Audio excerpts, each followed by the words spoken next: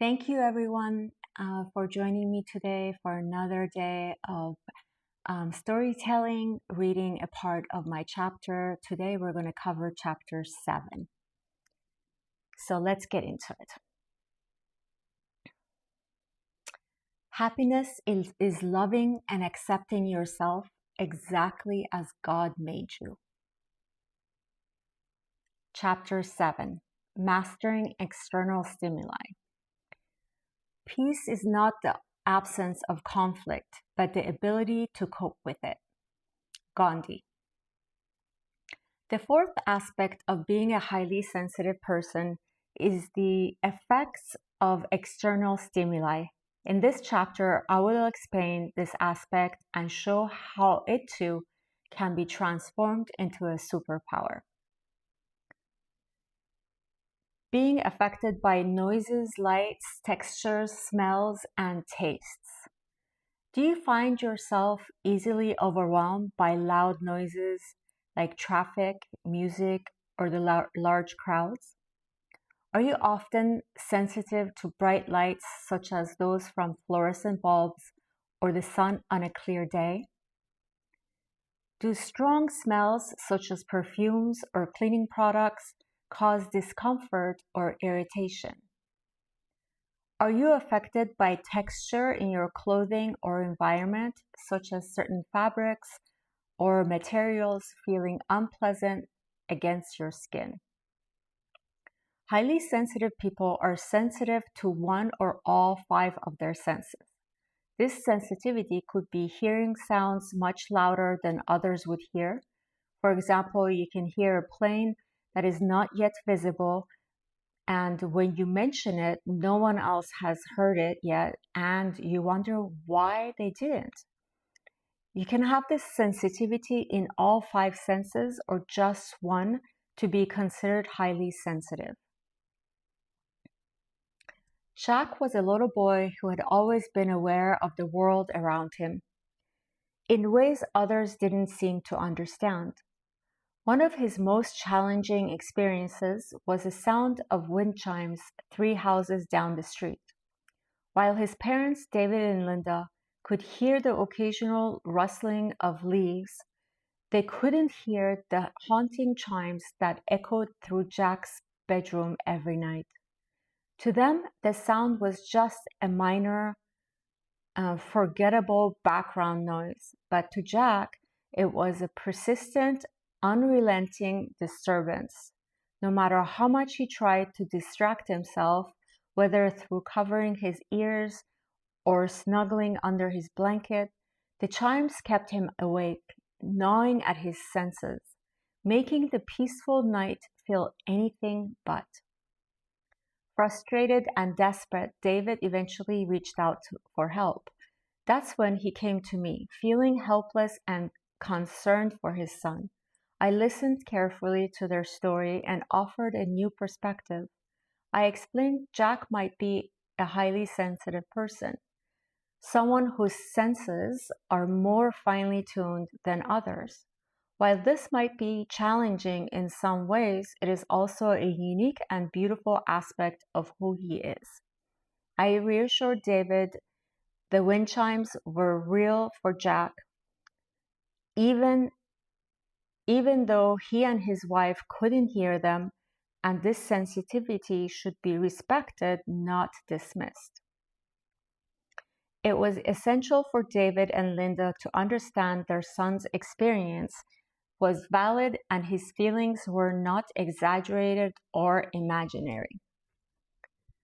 We discussed how they could approach the situation with more compassion and understanding. I suggested David and Linda talk openly with Jack about why he could hear the wind chimes while they couldn't, explaining he's a highly sensitive person.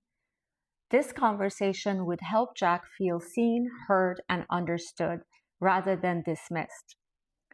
I also encouraged David to offer Jack some options for managing the noise at night.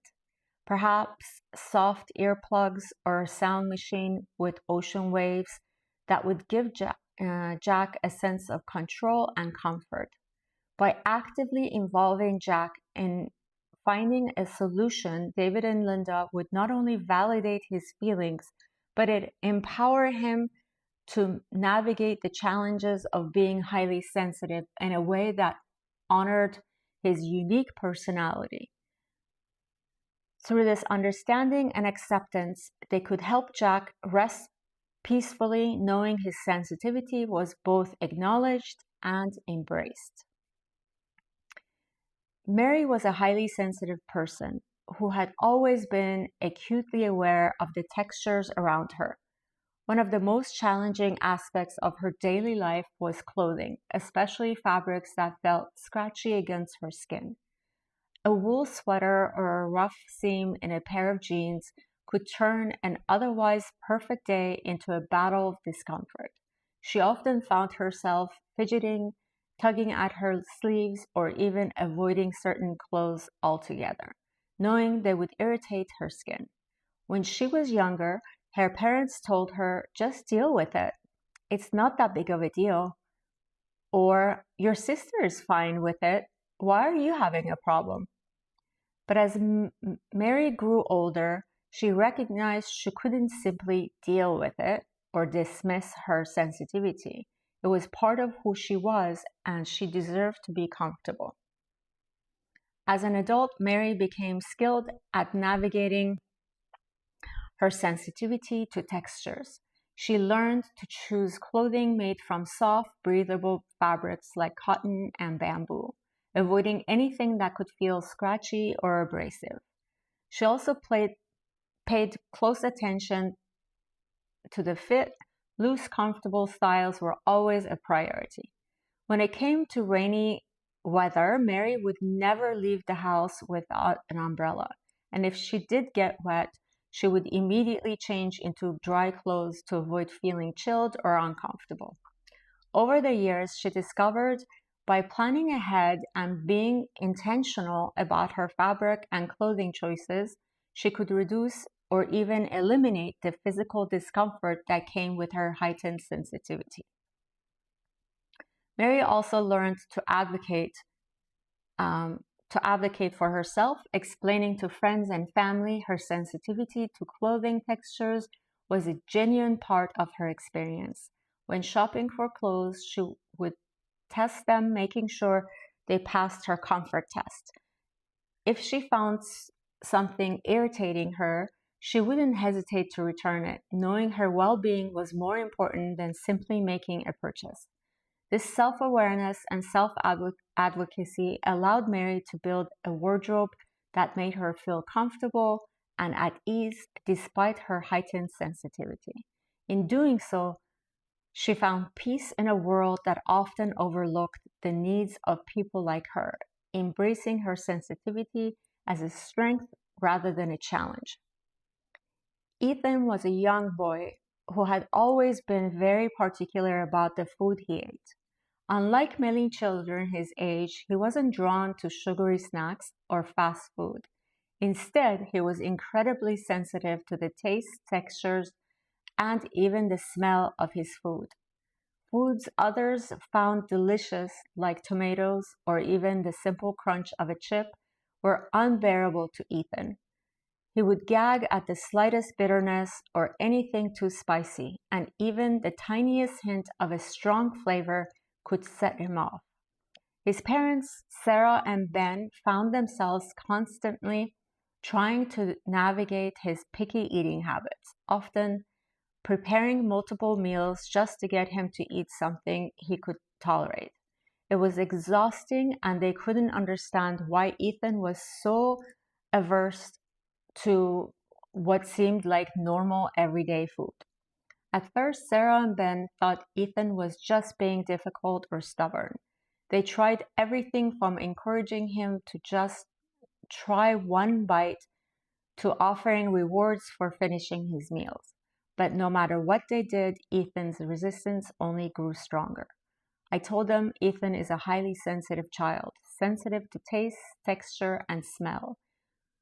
Once Sarah and Ben understood Ethan's aversion to certain foods might be linked to his personality trait of being a highly sensitive child, They understood the best thing they could do for themselves and Ethan was to stop fighting it. They learned Ethan wasn't being difficult on purpose.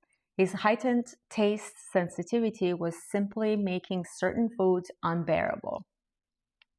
With this new understanding, Sarah and Ben began to approach mealtimes with more patience and empathy. They worked with Ethan to identify the specific tastes and textures that bother him the most and experimented with new flavors and ingredients, gradually introducing milder, more neutral foods that were easier for him to enjoy.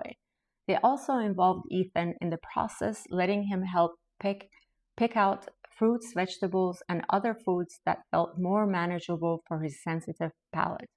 Over time, they found a few foods Ethan could eat regularly, and they focused on creating balanced meals around these ingredients. They never forced him to eat foods he couldn't tolerate. Instead, they created a positive and stress-free eating environment. Through this compassionate approach, Sarah and Ben helped Ethan feel seen and respected, allowing him to develop a healthier relationship with food while also recognizing and honoring his unique sensory needs. So now, what I want you to do in the comments is answer two questions for me. One is, how has your sensitivity to external stimuli affected your daily life, and what adjustments have you made to create a more comfortable environment?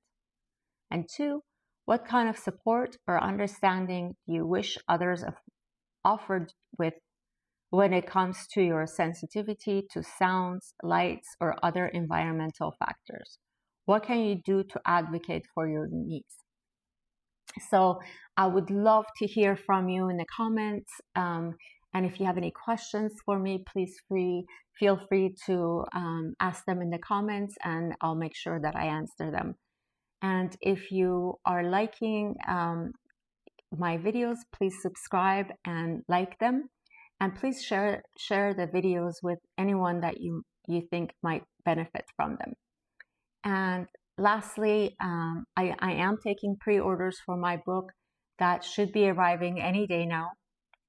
So if you'd like to order it, please go to my website at parastooemami.com.